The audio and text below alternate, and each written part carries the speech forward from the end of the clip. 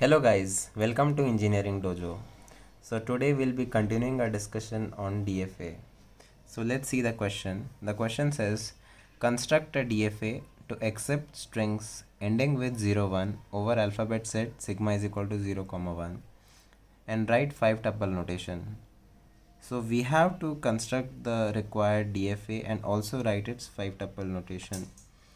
So all the strings that are ending with 0 1. So what will be the sum of the possible strings ending with 0 1? So 0 1 itself, obviously it starts with 0 1 and also ends with 0 1 is the smallest string that will be accepted. Then any other string like 0 0 1 or 1 0 1, and then starting with the two characters like 0 0 0 1 and 0 1 0 1, and as we know it's an infinite language. So let's start writing the DFA. So we all know that we need to start from the initial state. So Q naught, an arrow coming from nowhere indicates that it is the initial state or the start state. So we are looking for the pattern 0 1. Okay, that means if we get a 0, let's say we change the state, let's say Q1, indicating that okay, we have detected the 0. Now second thing that we need to detect is a 1. So if we detect a 1, let's change the state to Q2, indicating that we also detected the second one also. Then make it final. So we can see the smallest string 0 1 is accepted by this finite automata 0 1. But let's say on Q naught, instead of getting a 0, if I get a 1, what do I have to do? I still need to wait for this first 0 to appear. Okay, so we need to stay on this particular state Q naught if we get a 1. So that means a self loop will be coming on Q naught, indicating that still we have not detected the first symbol.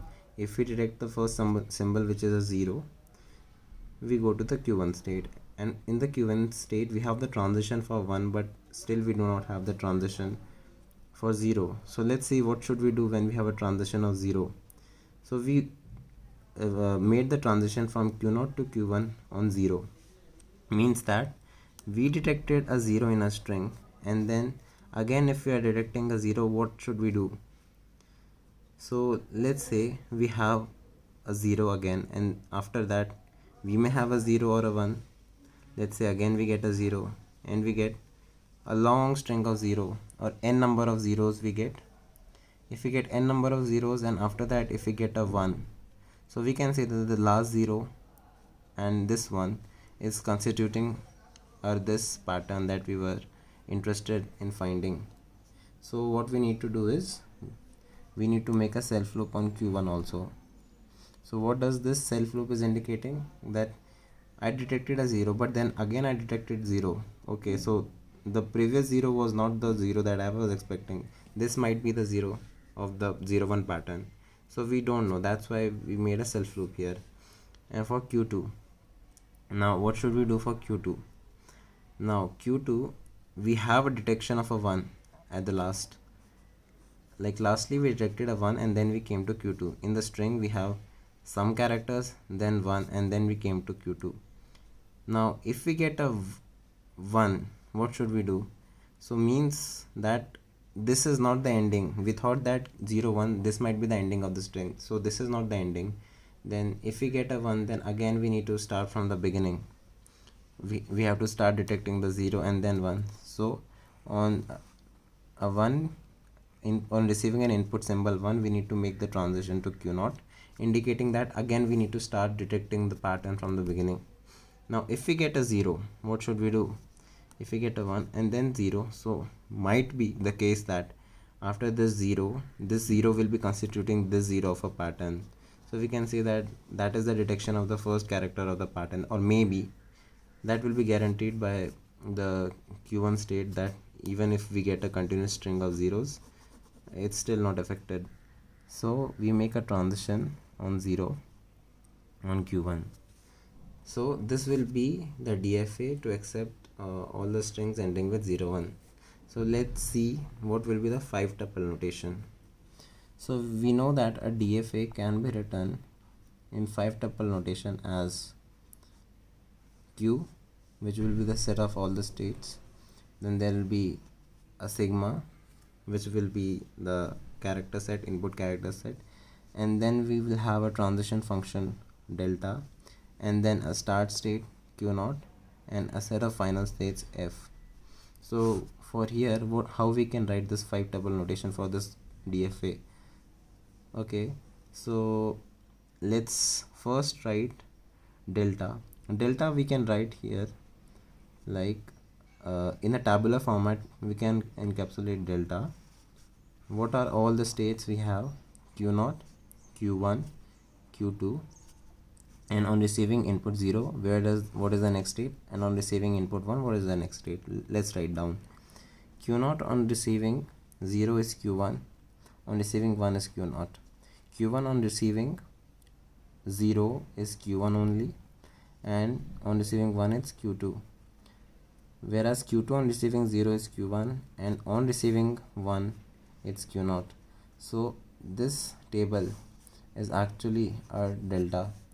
Now we can write the 5 tuple notation as D is equal to Q, set of all the states. So what is it? It is Q naught, Q1, Q2. Then alphabet set, we know it's 0, 1. Then delta is delta as shown above. And then what else we have? Q naught is the initial state, and set of all the final states, we only have one final state in the set.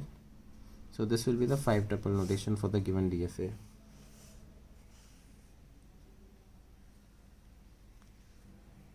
Now let's see the second question. We have to construct a DFA to accept strings ending with ABA over sigma is equal to A comma B. So as same as the previous question, what will be the possible set of strings that will be accepted? Any string as specified in the question, a requirement is it should end with ABA. It can have anything in the beginning, and the smallest string that will be accepted is ABA itself, and then AA, BA, and then we have infinite number of strings like that. So let's start constructing the DFA. First we'll have a Q naught initial state indicated by arrow coming out of nowhere. Then what is the pattern that we need to detect? It's A, B, A. First we need to detect A. On detecting A, let's change the state to Q1, and on detecting B, let's change the state to Q2, and on detecting A again, let's change the state to Q3, and this will be our final state. Now we need to draw the missing transitions, because for a DFA we should have transition from a particular state for all the possible input symbols. On Q naught, if we get a B, what should we do? So Q naught indicates that no character is being detected till now. So if we get a B, then we should put a self loop on Q naught itself, because what we are interested in finding A. And then if we come to Q1 state, we have detected A, and now we are interested in finding B. So what happens if we get a A on Q1 state? Means we already got an A. Now if we get A or still more A's again, what should we do? Same as the previous question, we might have a long string of A's, and then at the end we might have a B. So at that time we can say that this is the AB pattern that I was interested in finding. So we need to put a self loop here also. Then coming to Q2 state, we detected A, B. Now what I'm interested is in A. Now if I get an input symbol as B on Q2 state, so what will be my pattern become? It will become ABB. But this will completely distort my pattern, because I was interested in finding ABA, but I got ABB. So that means that I need to start again from the beginning. So if I get a B on Q2 state, I need to make a transition to Q0 state. Now coming to Q3, I got A, B, A.